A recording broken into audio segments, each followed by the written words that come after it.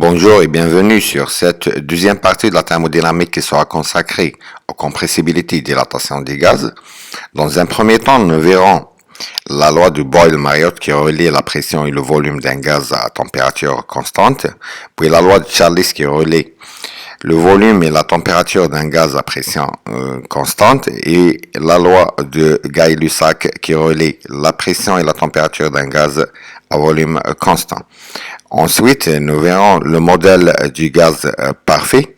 Et enfin, nous terminons avec le modèle du gaz réel de Van der Waals. Pour bien suivre le cours, nous nous fixons comme objectif d'établir la loi des gaz parfaits PV égale à nRT. Comme vous remarquez, cette équation contient 4 variables d'état. P, la pression, le volume, la température et le nombre du mol qui ne pose pas de problème car on peut choisir la quantité de matière. Donc, il reste 3 variables d'état. La pression P, le volume V et la température T.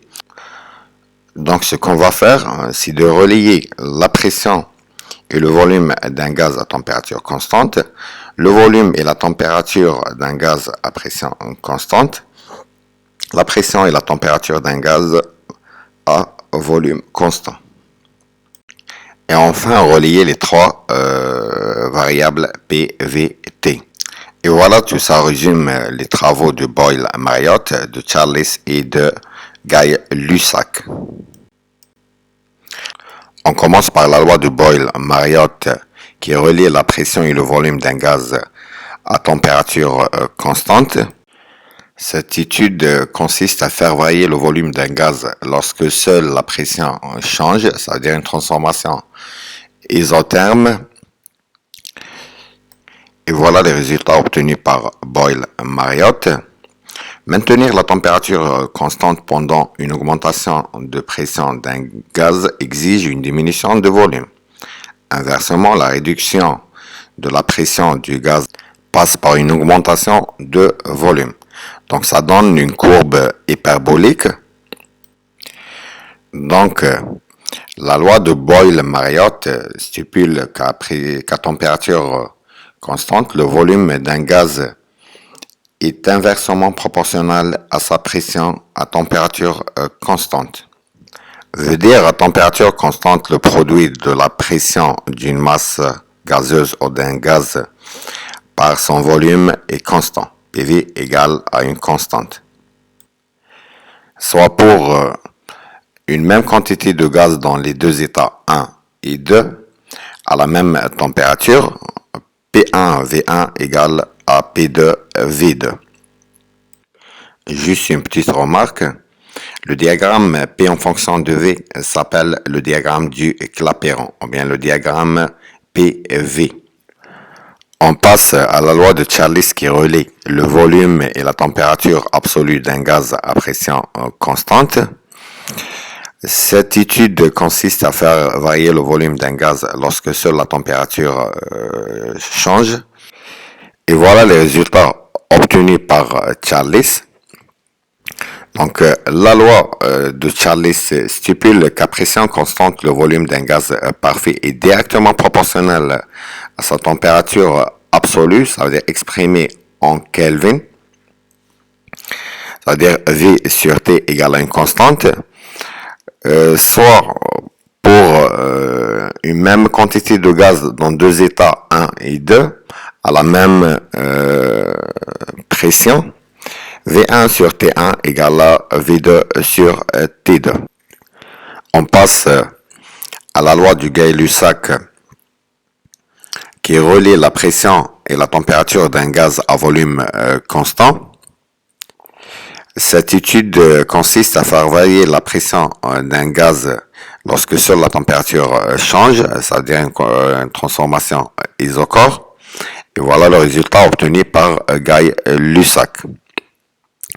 La loi de Gay-Lussac stipule qu'à volume constant, la pression d'un gaz est directement proportionnelle à la température absolue, c'est-à-dire exprimée en Kelvin, c'est-à-dire P sur T égale à une constante, soit pour une même quantité de gaz dans deux états 1 et 2 à au même volume, P1 sur T1 égale à P2 sur T2.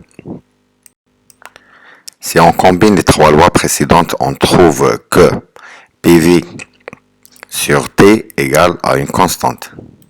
Soit pour une même quantité de gaz dans deux états 1 et 2, P1 V1 sur T1 égale à P2 V2 sur T2.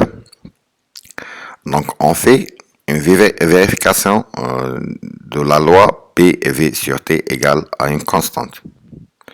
À température constante PV égale à T fois une constante, la température constante, donc T fois une constante égale à une constante. Donc la loi du Boyle-Mariotte est bien vérifiée. À pression constante V sur T égale à une constante sur P égale à une constante. Donc la loi de Charles est bien vérifiée. À volume constant P sur T égale à une constante sur V qui est égale à une constante, ça veut dire la loi du Guy-Lussac est bien vérifiée. Juste une petite remarque, les trois lois précédentes sont valables pour tous les gaz. Donc quand on combine ces trois lois, on obtient PV égale à une constante fois T. Donc voilà. Au début, nous sommes fixés comme objectif d'établir la loi du gaz parfait, PV égale à nRT. Donc voilà, PV égale à une constante fois T, PV égale à nRT. On n'est pas loin. Donc PV égale à nRT, c'est la loi du gaz parfait. Pour faire ce passage, on doit comprendre, ou bien on doit connaître ce qu'est un gaz parfait. Donc, on passe maintenant au modèle du gaz parfait et on commence par la représentation d'Amaga.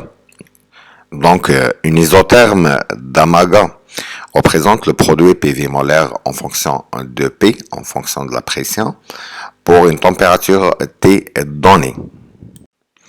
Donc, à une température donnée, et quand la pression tend vers 0, le produit PV molaire tend vers une constante, quelle que soit la nature du gaz. Cette constante est égale à RT. Donc on peut écrire la limite de PV molaire quand la pression tend vers 0 égale à RT. Avec la pression, le produit PV molaire, c'est P fois V sur N. D'où l'équation des gaz parfaits, PV égale à nRT.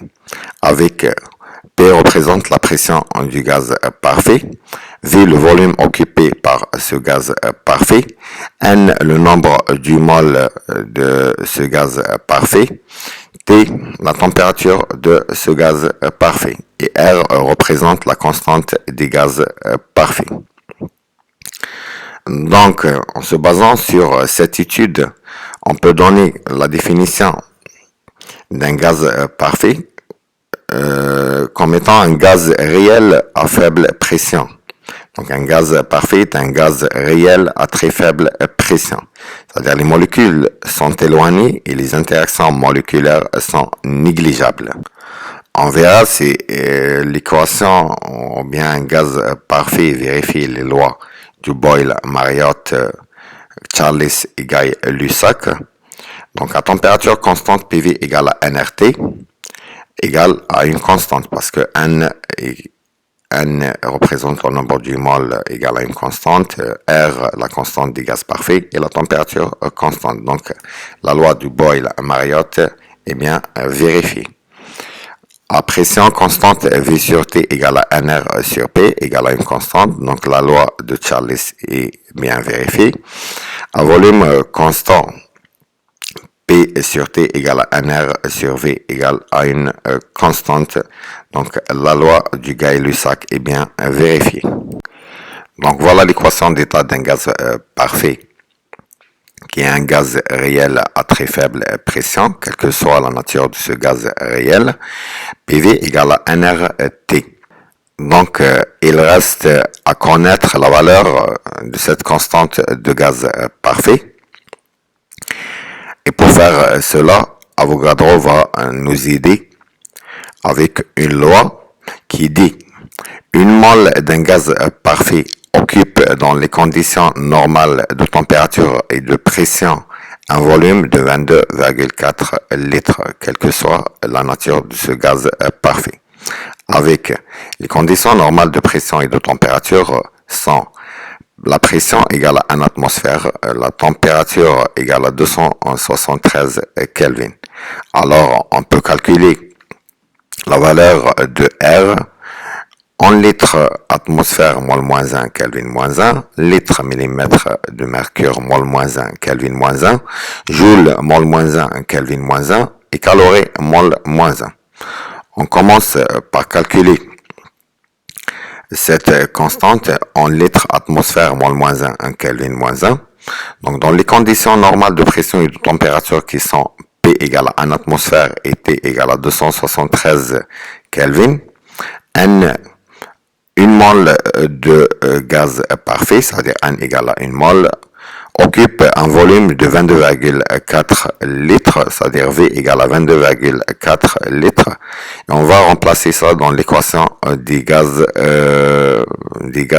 parfaits PV égale à nRT. Donc R égale à P fois V sur NT égale à 1 atmosphère fois 22,4 litres sur 1 mole fois 273 Kelvin égale à 0,082 atmosphère litres mol moins 1 Kelvin moins 1. Si je veux calculer cette constante en millimètres Hg, je dois remplacer la valeur de la pression en millimètres Hg qui est 760 mm Hg pour 1 atmosphère. Et si je veux calculer cette constante en joule mol moins 1 Kelvin moins 1, donc on doit connaître l'unité joule. Donc la pression, c'est une force exercée sur une surface, c'est-à-dire l'unité Pascal, c'est Newton sur mètre au carré. Or, Newton, c'est-à-dire Newton, c'est Pascal mètre au carré. Or, joule, l'unité joule, donc le travail représente une force fois une distance, c'est-à-dire Newton fois mètre. Et donc, joule, qui est l'unité de travail, représente une pression fois le volume, c'est-à-dire Pascal fois mètre cube. Donc, je remplace dans l'équation PV nRT la pression en Pascal et le volume en mètre cube. Avec un atmosphère litre égale à 1,013 10 puissance 5 Pascal fois 10 puissance moins 3 mètres cubes égale à 101,3 joules. Donc l'unité atmosphère litre représente une unité d'énergie. Donc soit on peut remplacer directement dans la valeur de R qui est égale à P fois V sur NT. Et là, je vais faire ce passage pour comprendre l'équivalence énergétique de litre atmosphère. Donc R égale à 0,082 atmosphère litre mol moins 1 Kelvin moins 1. Donc je vais faire le passage directement de litre moins 1 Kelvin moins 1 en joule. Donc égal à 831 joules mol moins 1 Kelvin moins 1. Avec un calorie égal à 4,18 joules, donc on peut calculer R en calories en passant de 8,31 joules mol moins 1 Kelvin moins 1. Et ce R, cette constante des gaz parfaits égale à 1,99 calories mol moins 1 Kelvin. Donc voilà, dans cette application, on a pu calculer le R en atmosphère litre moins 1 mol moins 1. En atmosphère, litre mol moins 1 Kelvin moins 1, millimètre Hg litre mol moins 1 Kelvin moins 1, joule mol moins 1 Kelvin moins 1 et calories mol moins 1 Kelvin moins 1. Et voilà l'équation des gaz parfaits PV égale à nRT. Donc P représente la pression, V le volume, N le nombre du mol, R la constante des gaz parfaits et T la température. On passe à quelques propriétés d'un gaz parfait, on commence par la masse volumique qui est notée ρ. Donc la masse volumique ρ par définition, c'est la masse d'un volume d'un gaz parfait, égale à m sur V, avec m égale au nombre du mol fois la masse molaire, et V de l'équation des gaz parfaits égale à nRT sur P. Si on remplace ces deux termes dans l'équation ρ égale à m sur V, on obtient que la masse volumique ρ égale à mp sur T. Donc la masse volumique d'un gaz parfait est directement proportionnelle à la pression, est inversement proportionnelle à la température. Pour l'unité, on utilise souvent dans les gaz parfaits l'unité gramme par litre ou bien l'unité kilogramme par mètre cube. Densité. Donc la densité par définition, c'est la masse volumique du gaz parfait sur la masse volumique de l'air, qu'on va le considérer comme un mélange de gaz parfait dans les mêmes conditions de pression et de température. Donc D égale la masse molaire du gaz sur la masse molaire de l'air est égale à la masse molaire du gaz sur 29. Je vous laisse comme petite question, pourquoi on prend la masse molaire de l'air égale à 29 grammes par mol? Enfin, nous verrons le modèle du gaz réel de Van der Waals.